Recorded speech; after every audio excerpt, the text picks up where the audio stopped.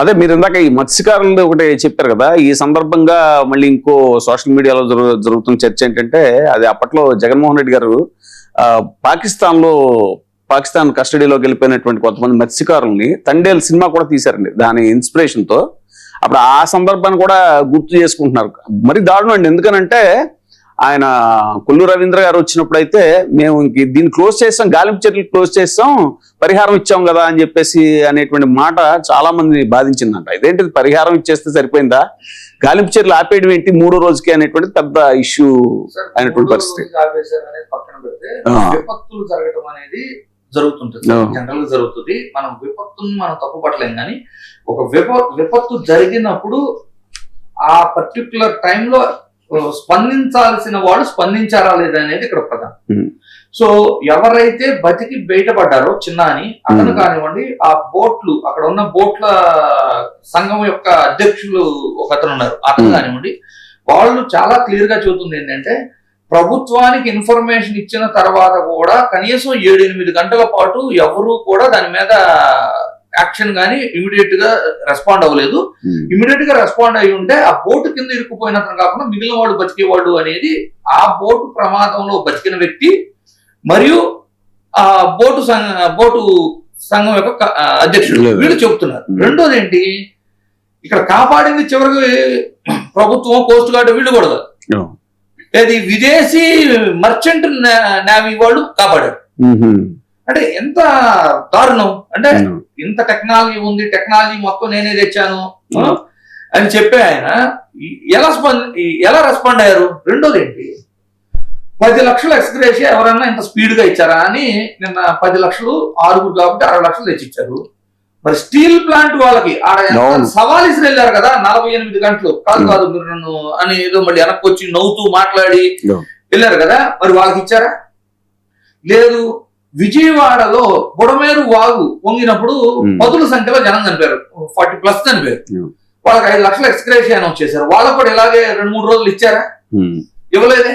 వాళ్ళని ఎందుకు తిప్పించుకున్నారు? ప్రొసీజరల్ గా డెత్ సర్టిఫికేట్ అని, ఎఫ్ఐఆర్ అని, లేదు వెరిఫికేషన్ అని, బ్యాంక్ అకౌంట్ వెరిఫికేషన్ అని ఇన్ని చేసి ఎన్ని రోజులు తిప్పించుకున్నారు వాళ్ళని? నెక్స్ట్, మోంతా తుఫాన్ నష్టం జరిగితే 2500 మధ్యంతర పరిహారము మరియు ఒక 25 కేజీల రైస్ ఇలాంటివి ఇచ్చారు, కానీ ఇప్పటికి కూడా వారికి నష్టపరిహారం ఇచ్చారా? అంటే నేనేమంటున్నాను అంటే, ఆల్ ఆఫ్ సడన్ వీటన్నిటికీ లేని అటెన్షన్ వైజాగ్ లో చనిపోయిన 6 జాలర్లకు ఎందుకు వచ్చింది?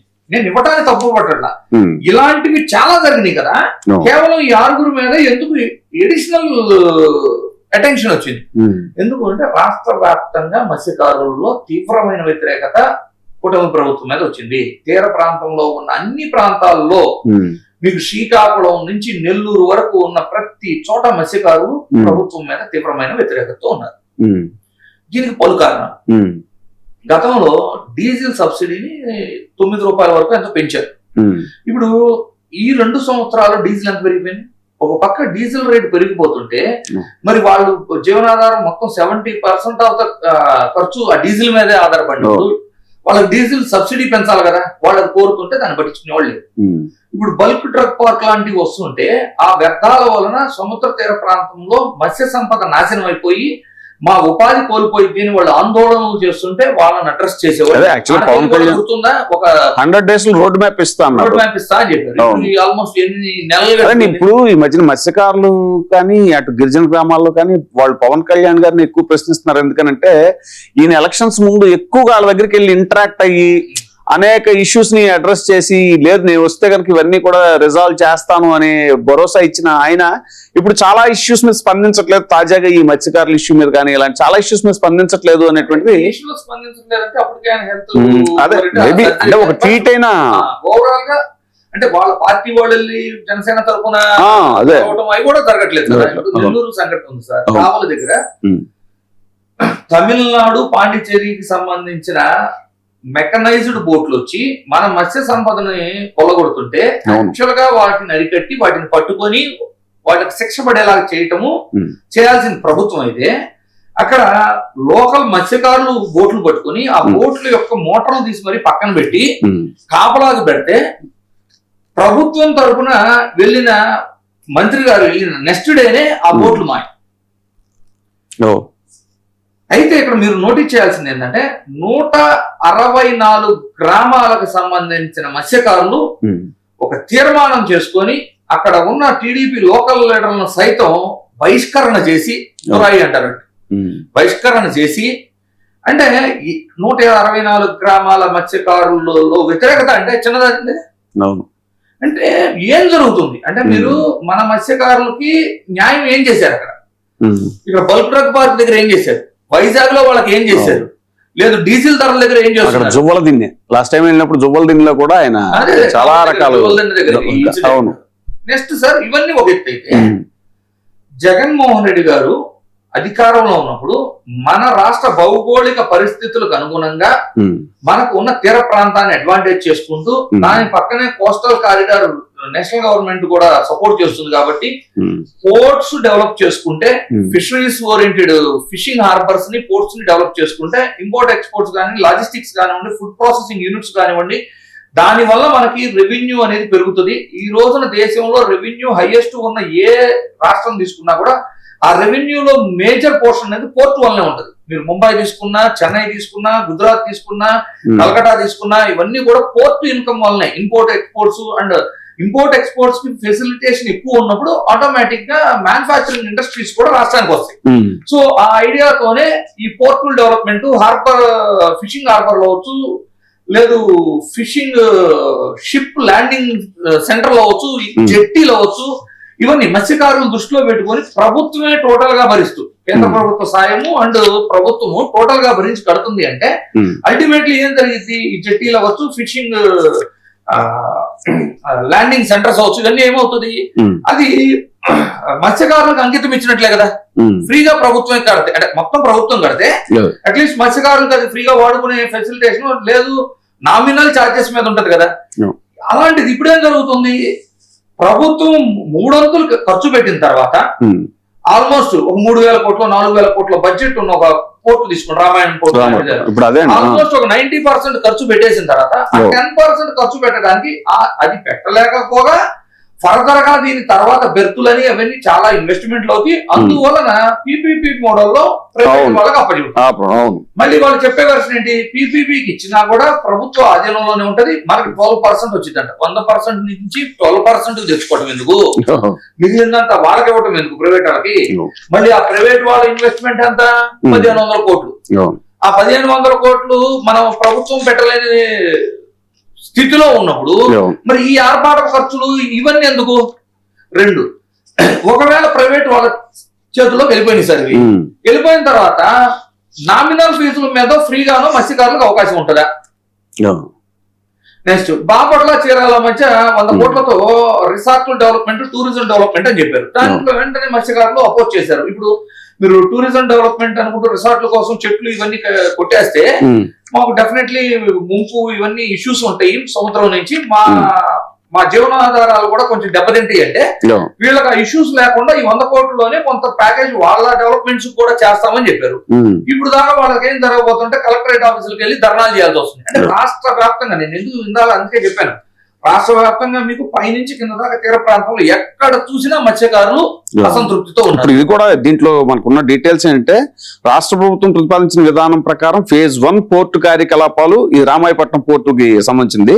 భవిష్యత్ సామర్థ్య విస్తరణ, నౌకలకు అవసరమైనటువంటి కన్జర్వెన్సీ, పైలటేజ్ సేవలు ఒకే ప్రైవేట్ ఆపరేటర్కి ఇవ్వాలని నిర్ణయించారు. ఎంపికైన సంస్థ ప్రభుత్వానికి స్థూల ఆదాయంలో 1% రెవెన్యూ షేర్ గా చెల్లించాలి. ఎంపికయ్యే ఆపరేటర్ మొత్తం 1,500 కోట్లు ముందస్తు చెల్లింపు చేయాల్సి ఉంటుంది అనేటువంటిది. ఒప్పంద సంతకం సమయంలో 750 కోట్లు, కమర్షియల్ ఆపరేషన్ డేట్ సమయంలో మరో 750 కోట్లు అనేటువంటిది. రాష్ట్ర ప్రభుత్వంలో RPDCL లో 12% వాటా కొనసాగిస్తున్న సమాచారం. ప్రభుత్వం చెప్తున్నటువంటి కారణాలు ఏంటంటే, టెండర్, సాంకేతిక మూల్యాంకనం, ఆర్థిక బిడ్ల ప్రక్రియకు కొన్ని నెలలు పడుతుంది. ఆపరేటర్కు సిబ్బంది, టగ్ బోట్లు, పైలటేజ్, IT వ్యవస్థలు సిద్ధం చేసుకునే సమయం అవసరం. కార్గో కస్టమర్లు షిప్పింగ్ లైన్లతో ముందుగానే ఒప్పందం చేసుకోవాలి. మెకనైజేషన్, డిజైన్ ఆపరేటర్ వ్యాపార నమూనాతో అనుసంధానించాల్సి రావచ్చు. పోర్టు నిర్మాణం పూర్తయిన వెంటనే కార్యకలాపాలు ప్రారంభించాలని ఉద్దేశం ఉండొచ్చు. కాబట్టి నిర్మాణం పూర్తి కాకముందు RFP ఇవ్వటం అనేటువంటిది చట్టవిరుద్ధం కాదు అంటూ డిఫెండ్ చేసుకుంటుంది అనేది. మనం జియోలో లేదు అంటే ఆర్క్యూలో రెడీ చేసేటప్పుడు మన కన్వీనియన్స్ మనం చేసుకోవచ్చు, అది ప్రాబ్లం కాదు. కానీ ప్రజలకు అర్థమయ్యే విధంగా ఒక చిన్న కంపారిజన్ చేస్తాం. ఒక ఎయిర్పోర్ట్ నే తీసుకుందాం. ఇప్పుడు భోగాపురం ఎయిర్పోర్ట్ నే ఒక ఎగ్జాంపుల్ గా తీసుకుందాం. దాంతో ఒక పోర్ట్ ని తీసుకుందాం. భోగాపురం ఎయిర్పోర్ట్ ని మనం పీపీపీ మోడల్ ఇస్తున్నాం, అంతే కదా. జిఎంఆర్ కి మనము పీపీపీ మోడల్ ఇస్తున్నాం. అంటే ఏం జరుగుతుంది, రైతుల దగ్గర నుంచి భూమి సేకరించటము, ఆ భూమికి కాంపన్సేషన్ చేయటము అనేది ప్రభుత్వ బాధ్యత. తరువాత అంటే మన విమాన శాఖ నుంచి అనుమతులు, కావాల్సిన అనుమతులు తెచ్చుకోవటము, ఇక్కడ నుంచి ప్రభుత్వం ఇవ్వాల్సిన అనుమతులు, లేదు వాటర్ ఫెసిలిటీస్ లాంటివి ఏవైతే ప్రభుత్వ బాధ్యతలు ఉంటాయో వాటిని నెరవేర్చడం వరకు ప్రభుత్వం చేసింది. Permissions, land acquisitions, RR pay చేయటం, అంటే వాళ్ళకి రీహాబిలిటేషన్. అయితే ఎంటైర్ కన్స్ట్రక్షన్ కాస్ట్ అవ్వచ్చు, ఇన్ఫ్రాస్ట్రక్చర్ అవ్వచ్చు, A to Z ఖర్చు పెట్టుకునేది ఎవరు సార్ ఇప్పుడు? ఎక్సెప్ట్ ల్యాండ్ పర్మిషన్స్ తీసేస్తే ఖర్చు అంతా ఎవరు పెట్టుకుంటారు? ఇప్పుడు జిఎంఆర్ పెట్టుకుంటారు. మరి పోర్టు విషయానికి వచ్చేసరికి ప్రభుత్వం ఆల్రెడీ మొత్తం 90% కట్టేస్తే వీళ్ళు 1500 కోట్లు పెట్టిన వాళ్ళకేమో అంత షేర్ ఇచ్చేసి, అంటే పీపీపీ మోడల్ పెట్టండి. ఎలా పెట్టాలి? ఒక భోగాపురం జిఎంఆర్ ఎయిర్పోర్ట్ లాగా పీపీపీ మోడల్లో ప్రైవేట్ వాళ్ళు వస్తే అక్కడ కూడా మనం ఏం చేస్తాం, ల్యాండ్, పోర్టు, పర్మిషన్స్ ఇవి ఇచ్చి దానికి అయ్యే ఖర్చు అతను పెట్టుకుని మొత్తం అతను కడితే అతను పీపీపీ మోడల్ ఎంటర్టైన్ చేయాలి. కానీ ప్రభుత్వమే కట్టి మళ్ళీ ప్రోత్సాహకాలు, ఇప్పుడు వాళ్ళు పెట్టే 1500కు మించి ప్రోత్సాహకాలు ఉంటున్నాయి. మెడికల్ కాలేజీలు తీసుకున్న అన్ని అంతే కదా, మొత్తం మేమే కడతాము, మాకు నడపడం చేత కాదు, మీరు నడపండి, మీరు సంపాదించుకోండి.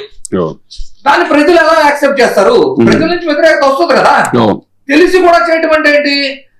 ప్రజల యొక్క ఇంట్రెస్ట్ మాకు అవసరం లేదు, రాష్ట్ర ప్రయోజనాల గురించి మాకు అవసరం లేదు, మా అనుకునే వాళ్ళకి మేము అనుకున్న ధోరణిలో మేము చేస్తాము అనేది స్పష్టంగా కనబడుతుంది. ఇక్కడ ఇంకో క్వశ్చన్ కూడా రైజ్ అవుతుంది. రామాయపట్నం ఇంకా నిర్మాణంలో ఉన్నప్పటికీ ఆపరేటర్ ఎంపికకి వెళ్ళినటువంటి ప్రభుత్వం నిర్మాణంలో ఉన్న మచిలీపట్నం, మూలపేట పోర్టుల బిడ్డింగ్ విధానంపై తర్వాత నిర్ణయం తీసుకుంటామని చెప్పింది. ఈ భిన్న వైఖరికి స్పష్టమైన కారణం అవసరం. అక్కడ వరకే దొరుకుతుంటారు. అదే ఇంకోటి ఏంటంటే డ్రెడ్జింగ్, రైల్ కనెక్టివిటీ, బెర్తులు, మెకనైజేషన్ ఇవి పూర్తి కాకుండా బిడ్డింగ్ చేస్తే బిడ్డర్లు అధిక రిస్క్ ప్రీమియం కోరవచ్చు, ప్రభుత్వానికి రావాల్సిన రెవెన్యూ షేర్ తగ్గచ్చు, బిడ్డర్ల సంఖ్య తగ్గే అవకాశం ఉంటుంది, అసంపూర్తి పనులపై భవిష్యత్తులో వివాదాలు రావచ్చు, ప్రభుత్వ ఆలస్యానికి ప్రైవేట్ సంస్థ పరిహారం కోరచ్చు, నిర్మాణ నాణ్యత లోపాలకి ఈపీసీ కాంట్రాక్టరా, ఆపరేటరా బాధ్యుడు అనే వివాదం తలెత్తొచ్చు, కమర్షియల్ ఆపరేషన్ డేట్ వాయిదా పడితే 750 కోట్ల చెల్లింపు ఏదైతే ఉందో అది ఆలస్యం అవుతుంది అని ఇలాంటి రకరకాల క్వశ్చన్స్ రైజ్ అవుతున్నాయి. ఏం చెప్పాలని చూస్తున్నారంటే సార్, మనం ప్రైవేట్ వాళ్ళకి అప్పచెప్పిన తర్వాత ప్రభుత్వం ఒప్పుకున్న మిగిలిన పనులు ఏవైతే ఉన్నాయి, అంటే ఇప్పుడు ప్రైవేట్ పీపీపీ మోడల్ ఇచ్చిన తర్వాత కూడా ఈ పోర్టులో వాళ్ళు ఏం చదువుతున్నారు, ఈ బెర్తులు ఇవన్నీ కూడా ప్రభుత్వ రెస్పాన్సిబిలిటీ కింద చదువుతున్నారు. అవును, ప్రభుత్వ రెస్పాన్సిబిలిటీ అంటే మళ్ళీ ప్రభుత్వమే ఖర్చు చేసి మొత్తం వాళ్ళకి అప్పచెప్పేటప్పుడు మళ్ళీ మనం చేయటం లేట్ అయితే వాళ్ళు కాంపన్సేషన్ అడుగుతారు. అంటే ఎంత దారుణం సార్. ఇదే అండి ఇప్పుడు ఈ పీపీపీ సంభాషణ వచ్చింది కాబట్టి పీపీపీ అంటే జనరల్ గా అయితే అంటే ఒక best example GMR airport sir. మనం ల్యాండ్ ఇచ్చాము, పర్మిషన్స్ ఇచ్చాము, నీ ఇన్వెస్ట్మెంట్ కి నీ బ్రేక్ ఈవెన్ వచ్చిద్దా లేదా చూసుకొని నువ్వు డిసైడ్ అయితే దాంట్లో రాయల్టీ వాట్ ఎవర్, అంటే ఒక్కొక్క బిజినెస్ ఒక్కొక్క మోడల్లో ఒక్కొక్క టర్మ్ మారిద్ది. రాయల్టీ అంటాం, కమిషన్ అంటాం, షేర్ అంటాం, రకరకాల. సో ఏమి ఇస్తావు అది ఒక బిజినెస్ టెర్మినాలజీ వైపు చూసుకొని ఫైనాన్షియల్స్ బాగున్నాయి అనుకుంటే దిగుతారు పీపీపీ. లాభం లేకుండా ఎవరన్నా పీపీపీ మోడల్ దిగుతారండి. ఎల్ఎన్టీ ఏమైంది ఇప్పుడు మెట్రో, హైదరాబాద్ మెట్రోలో ఎల్ఎన్టీ షేర్స్ విత్డ్రా చేసుకున్నారు కదా. అదే ఇప్పుడు ప్రతిదీ ఇదే అండి, ప్రైవేట్ కి పంచి పెట్టేయి అంట పీపీపీ అంటే అలా జరుగుతుంది. ఇప్పుడు మెడికల్ కాలేజ్ విషయం కూడా ఈ సందర్భంగా ఒకసారి మాట్లాడుకుంటే అండి, దాంట్లో కూడా ఇలాంటి క్లాసులే కదా అప్పుడు వాళ్ళు ఇవ్వడానికి రెడీ అయినప్పుడు పెట్టినవన్నీ కూడా మొత్తం ఆస్తులన్నీ వాళ్ళ చేతుల్లో పెట్టి. బేసికల్లీ మెడికల్ కాలేజీ విషయంలో ఇప్పుడు కూడా కూటమి ప్రభుత్వం వాళ్ళు ఒక రాంగ్ మెసేజ్ ని జనాల్లో తీసుకెళ్తున్నారు. ఏంటి అంటే ఇక్కడ ఏం చేశారు అంటే కొత్తగా కడుతున్న 17 మెడికల్ కాలేజీలు ఏవైతే ఉన్నాయో వీటిల్లో 50% సీట్లు మాత్రమే పూర్తి ప్రభుత్వ ఫ్రీ సీట్లు, 50% సీట్లు ఏమో ఫిక్స్డ్ అమౌంట్ పెడతారు. అంటే ఫిక్స్డ్ అంటే మరి ప్రైవేట్ కాలేజీలో ఉన్నంత భారీ స్థాయిలో కాకుండా పెడతారు. ఆ ఫీజు కట్టుకోవాలి అనేది కండిషన్. ఓకే. దీన్ని ఏం చేశారు, ఈ 50% సీట్లు అమ్ముకోవడానికే ఈ మోడల్ డిజైన్ చేశారు అని మాట్లాడారు. కానీ అక్కడ ఉద్దేశం ఏంటి అంటే, మీకు టైం ఉంది కదా సార్? ఉందండి. చెప్తా చూడండి సార్. ప్రభుత్వ హాస్పిటల్కి వెళ్దాం. గుంటూరులో మీరు ఎక్కడైనా తీసుకోండి ఎగ్జాంపుల్, లేదు ఇప్పుడు హైదరాబాద్ తీసుకోండి. హైదరాబాద్ తీసుకుంటే గవర్నమెంట్ హాస్పిటల్ అయిన గాంధీ హాస్పిటల్లో హైజీనిక్నెస్ ఫెసిలిటీస్ ఎలా ఉంటాయి, ఒక ప్రైవేట్ హాస్పిటల్ యశోదానో లేదు ఏఐజీ లాంటి దానికి వెళ్తే ఫెసిలిటీస్ అండ్ ఇవి ఎలా ఉంటాయి, లేదు కంపారిటివ్లీ సరే గాంధీ హాస్పిటల్ అండ్ ఇంకొక కాలేజీ తీసుకుందాం, కాలేజీ కమ్ హాస్పిటల్ మమతా అని ఉంది కదా బాచుపల్లిలో, దాన్ని తీసుకోండి. హైజీనిక్నెస్ ఎంత తేడా ఉంది. ఇప్పుడు టిమ్స్ కూడా ఏదో పెడుతున్నారు కదండి. సో ఎక్కడ తేడా వస్తుంది? బేసికల్ ఏమవుతుంది అంటే సార్, ప్రభుత్వ కాలేజ్ కమ్ హాస్పిటల్ తీసుకుంటే వాళ్ళు ఇయర్లీ ఒకసారి ప్రభుత్వం బడ్జెట్ కేటాయింపులు జరిగి ఏది మెడికల్ డిపార్ట్మెంట్ కి అక్కడ నుంచి వీళ్ళకి వస్తే గానీ వీళ్ళు ఎక్విప్మెంట్లు దాన్ని ఇయర్ మొత్తానికి ప్లానింగ్ చేసుకోలేదు. ఓకే. అదే ప్రైవేట్ మెడికల్ కాలేజీలు ఏం చేస్తాయి అంటే, వాళ్ళ దగ్గర మెడికల్ కాలేజీ సీట్ల మీద వచ్చిన డబ్బుతో ఆ హైజీనిక్ గానీ ఎక్విప్మెంట్లు గానీ వేటికి కొరత లేకుండా హైజీనిక్ గా ఉంటాయి. డిఫరెన్స్. సో ఒక ప్రభుత్వ హాస్పిటల్ కూడా కార్పొరేట్ స్టైల్లో హైజీనిక్ గా ఉండాలి అంటే దీనికి కూడా సెల్ఫ్ సస్టైనబిలిటీ డబ్బులు ఉండాలి. అంటే ప్రభుత్వ బడ్జెట్ లో నుంచి కేటాయింపులు చేస్తే కానీ రన్ చేసుకోలేని పరిస్థితి కాకుండా సెల్ఫ్ సస్టైనబిలిటీ ఉండాలి. సో ఒక ప్రైవేట్ మెడికల్ కాలేజీ ఏ విధంగా అయితే సస్టైనబుల్ అయిందో సేమ్ మోడల్ తీసుకురావడానికి 50% ఆఫ్ సీట్స్ ని ఒక ఫిక్స్డ్ అమౌంట్ మీద అలాట్ చేస్తే ఆ డబ్బులతో సెల్ఫ్ సస్టైనబిలిటీతో హైజీనిక్ గా నడిచింది. Point number 1. పాయింట్ నెంబర్ 2, ప్రతి సంవత్సరం ప్రెసెంట్ ఈ రోజు చూసుకుంటే ఆరోగ్యశ్రీకి 3,000 కోట్లు ఖర్చు చేస్తున్నాం ఇయర్లీ కేటాయింపులు. అది మించి కూడా అవుతుంది, మళ్ళీ కేటాయిస్తా ఉంటారు. సో రాబోయే 5 సంవత్సరాల్లో ఆరోగ్యశ్రీ మీద ఖర్చు పెట్టేదంట ఓ 15,000 కోట్ల నుంచి 20,000 కోట్లు ఉంటుంది. ఇప్పుడు కాదు సార్, ఆరోగ్యశ్రీ పెట్టిన మొదటి రోజు నుంచి చాలా మంది ట్యాక్స్ పేయర్స్ ఉన్న డౌట్ ఏంటంటే, కార్పొరేట్ వైద్యమే ఎందుకు చేపియాలి పేదలకి? ప్రభుత్వ హాస్పిటల్లో చేపించచ్చు కదా, ఫ్రీ ఆఫ్ కాస్ట్ చేయొచ్చు కదా. ఓన్లీ మీకు స్టంట్ కాస్ట్ ఎక్విప్మెంట్ కాస్ట్ అయింది. ఇప్పుడు ప్రైవేట్ వాళ్ళ దగ్గర పంపడం వల్ల ప్రైవేట్ హాస్పిటల్స్ వాళ్ళు దోచుకోవడానికి అవకాశం ఇచ్చింది ఈ పథకం అనే ధోరణి కొంతమందిలో ఉంది. కాకపోతే ఆరోగ్యశ్రీ ప్రారంభించే టైంకి ప్రభుత్వ మెడికల్ కాలేజీలు ప్రభుత్వ ఆసుపత్రుల్లో ఎక్విప్మెంట్స్ అవ్వచ్చు, హైజీనిక్నెస్ అవ్వచ్చు, ఎన్ని లేక తప్పని పరిస్థితుల్లో ప్రైవేటు నెట్వర్క్ లోకి ఆరోగ్యశ్రీ తీసుకురావచ్చు. నిన్న ఆయన స్పెషల్ చీఫ్ సెక్రటరీగా చేశారండి రాజశేఖర రెడ్డి గారు, ప్రభాకర్ రెడ్డి గారిని. ఆయన మన డిబేట్ లో కూర్చున్నప్పుడు చెప్పారు. ఆయన ఫస్ట్ రాజశేఖర రెడ్డి గారు సిఎంఆర్ఎఫ్ నుంచి ఇస్తా ఉండేవారంట, సీఎం రిలీఫ్ ఫండ్ నుంచి. ఏంటి నెంబర్ ఆఫ్ ఇష్యూస్ ఎక్కువగా హెల్త్ రిలేటెడ్ వస్తున్నాయి కదా, ఇవన్నీ సిఎంఆర్ఎఫ్ నుంచి ఇవ్వటం ఏంటి ఎక్కువ అని. ఇలా కాదు, దీనికంటే ఒక సెపరేట్ స్కీమ్ పెట్టాలని అప్పుడు ఈ ఆరోగ్యశ్రీ దీన్ని తీసుకొచ్చారని చెప్తున్నారు ఆయన. కరెక్ట్. అది చూడండి, ఇప్పుడు కొన్ని అంటే బైఫర్గేట్ చేసిన తర్వాత, జిల్లాలను విభజించిన తర్వాత ఆల్రెడీ ప్రభుత్వ మెడికల్ కాలేజ్ కమ్ హాస్పిటల్ ఉన్న జిల్లాలను వదిలేసి కొత్తగా ఏర్పడిన జిల్లాలన్నింటిలోనూ మెడికల్ కాలేజ్ కట్టాలనేది ప్రతిపాదన. ఇప్పుడు మీకు రేడియస్ ఏమైంది, ప్రభుత్వ మెడికల్ కాలేజ్ రేడియస్ 50 కిలోమీటర్ల లోపు వచ్చేస్తుంది, 50 నుంచి 70 కిలోమీటర్ల లోపు. సో అర్జెన్సీ లేనివో లేదు, most of the surgeries self సస్టైనబిలిటీతో కార్పొరేట్ స్థాయిలో కట్టుకున్న ప్రభుత్వ హాస్పిటల్లోనే మనం ట్రీట్మెంట్స్ చేసుకోగలిగితే రాబోయే 5 సంవత్సరాలు 20,000 కోట్ల ఆరోగ్యశ్రీ బడ్జెట్ తగ్గింది కదా సార్ ప్రభుత్వం మీద. ఎంత మీరు 5,000 కోట్ల నుంచి 7,000 కోట్లు ఖర్చు పెట్టి దీన్ని కంప్లీట్ చేస్తే సెల్ఫ్ సస్టైనబిలిటీలో 17 మెడికల్ కాలేజీలు రన్నింగ్ లోకి వస్తే 20,000 కోట్ల ఆరోగ్యశ్రీ బడ్జెట్ మీకు రాబోయే 5 సంవత్సరాలు ప్రభుత్వం మీద భారం తగ్గింది కదా.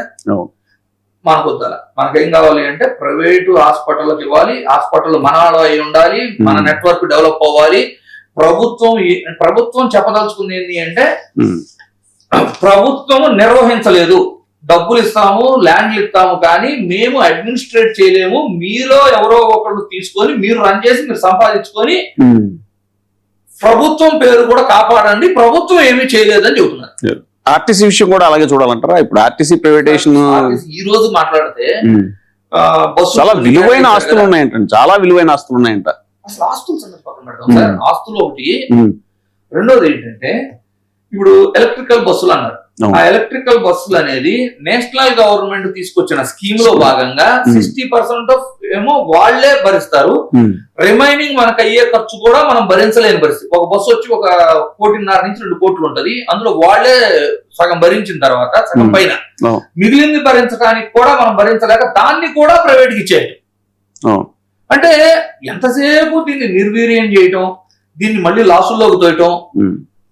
మొన్ననే ఏపీఎస్ఆర్టీసీ లాజిస్టిక్స్ ఎఫెక్ట్ అవ్వచ్చు, ఏపీఎస్ఆర్టీసీకి కొన్ని అంటే ప్రభుత్వంలోకి విలీనం చేయటం వల్ల ఎవ్రీ మంత్ శాలరీ బర్డెన్ వాళ్ళ సంస్థ మీద పడకపోవటం అవ్వచ్చు.